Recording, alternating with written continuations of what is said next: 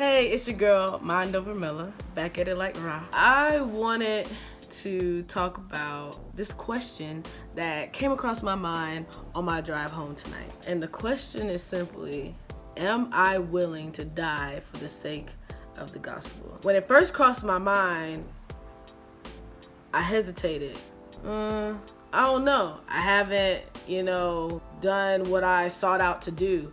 I still have visions. I still have goals. I still have dreams that I have not successfully accomplished. So I'm thinking about myself. I'm thinking about things that I haven't done when this life is not even mine. It doesn't even belong to me.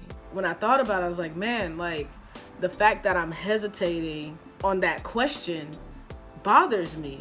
The fact that I'm not proactive in saying yes, I will die for my Lord, because he sent his son down here to die for all of my sins on a maybe.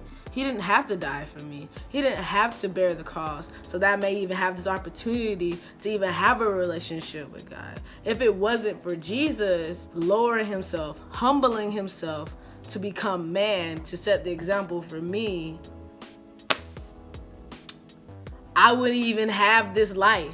It makes me think of the scripture in Romans 12:1, and it says, "And so, dear brothers and sisters, I plead with you to give your bodies to God because of all he has done for you. Let them be a living and holy sacrifice, the kind he will find acceptable.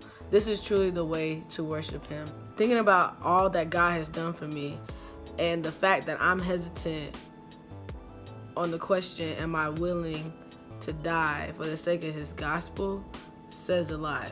I feel like we can hinder ourselves a lot of the times from really truly experiencing the realness and the fullness of God because we don't believe, we don't trust, we don't have the faith to know that God knows and desires for us to have his best.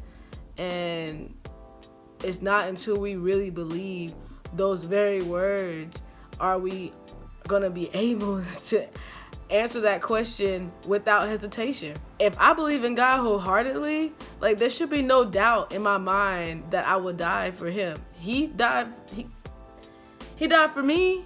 He died for me on a maybe. Maybe Mella will make me Lord of her life one day. Maybe, she'll see the truth and how much I love her and how much I care for her and how much I value her. And because of that, she would do anything for the sake of the gospel. It really is allowing me to reevaluate my relationship with God. How deep are the roots? How deep are the convictions? How deep is my love? How deep is my passion for the word and it being spread across the nation?